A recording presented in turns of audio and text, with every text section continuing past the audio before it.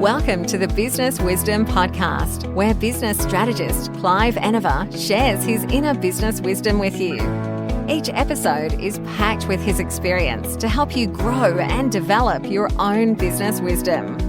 Join Clive as he shares his wisdom with you.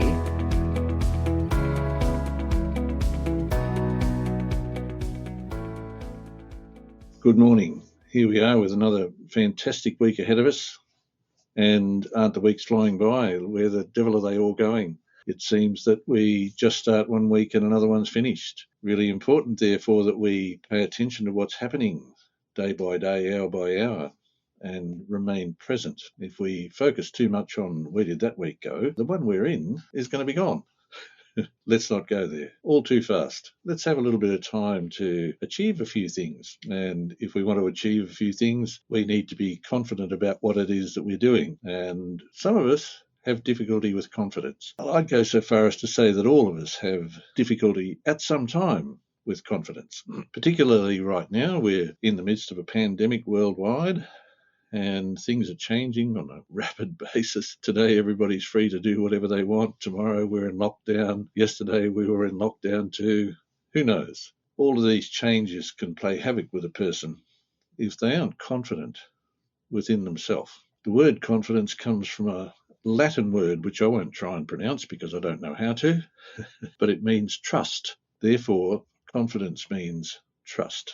Now, let's have a broad look at what this really means when you're a small business person or just a person going about doing your job. What does trust actually mean? From your point of view, from my point of view, it means that I trust myself to deliver whatever it is that I do. From the point of view of somebody who is a potential customer, they need to trust that I will deliver whatever it is that they're after. From the point of view of an existing customer, they need to be able to trust that I will continue to deliver whatever it is that they're after. So trust is what it's all about, apparently. But we refer to this thing as confidence. What is it that confidence seems to be able to be taken away from a person just like that? What is it about getting it back?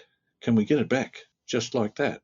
Well, the interesting thing about confidence is that it's not a cloak that hangs in your closet that you can go over and pick up and put on whenever you feel like it. You put it on over all the self-doubt and everything else and it'll cover everything up. In my experience, it doesn't work quite that way. Confidence is something that is built up, and most often I've experienced that it's built up across time, and that of itself gives us a mislead situation because it's not time that creates confidence. It's something else entirely. Time is involved only because we have this thing called time. And in order for us to do the things that are necessary, we use up time as we do these things. And it doesn't matter what we're doing, we're using up time. How can one build up confidence? If we go out and look on the internet webby thing, we'll discover that there's all manner of ways that we can build up confidence. We can think of all the good things we've done, and that will make us feel better. And whilst I'm making light of this in terms of building confidence, all of these things that I'm going to talk about and might make light of,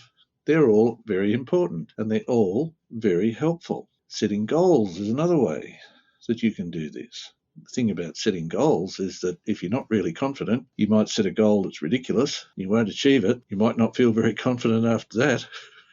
Equally, you might set a goal that is so that you don't even care about it. Now, if you don't care about a goal that you've set, there's not much point having it. And if there's not much point having it, you're not going to feel very confident whether you achieve it or you don't. There's a whole host of other things you can read to make yourself feel better, and that might give you some confidence. The thing to realize about confidence is it's not something that you go and grab. Confidence comes from certainty. And you say, okay, that's very good. All I need is a bit of certainty and I get my confidence. Yes, you do. How do you get certainty? You need to get clarity. You need to be clear about everything that is happening around you. Now, in the case where things are happening that around you that are being changed by other people, how do you get clear on that? Accept that it's happening because of changes made by others that you can't even influence. We can't change something.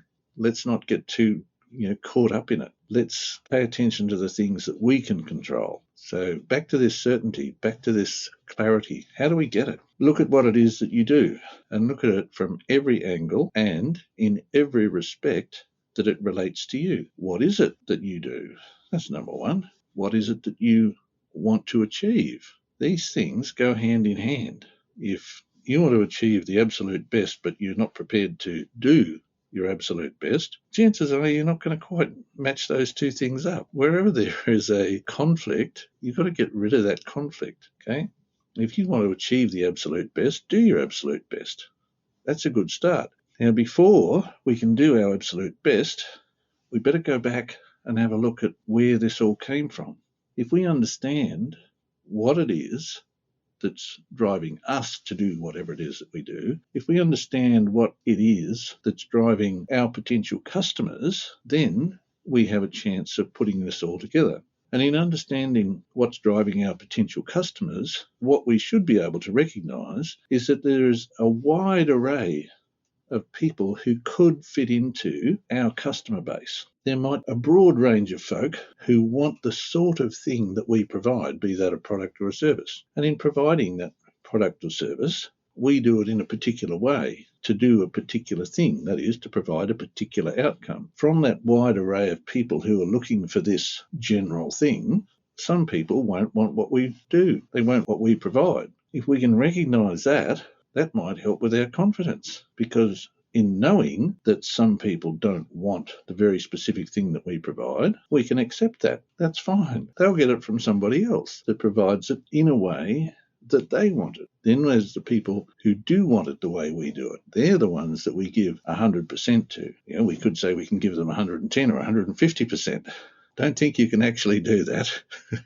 Might sound glib in some marketing attempt, but don't think you can actually do it. So if we give 100% to whatever it is that we're doing, to the people who want 100% of whatever it is that we're doing, the chances are it's all going to match very nicely. And in matching very nicely, we'll feel good about ourselves. I think I mentioned that right at the start, didn't I? In feeling good about ourselves, that will help us maintain our confidence. But where is our confidence sat? It's sat right at the bedrock of whatever it is that we're doing. Whatever our undertaking is, whatever our aspirations are, that confidence sits right at the bedrock. That is, we understand it so well that we are clear about it. Because we're clear about it, we're certain about it, that is expressed as confidence, and that confidence is seen and felt by all of the people that we meet. That's what makes your week worthwhile. Thanks for joining Clive. Remember to subscribe for more business wisdom. Want to work with Clive? Book a discovery call with him at enervagroup.com.au.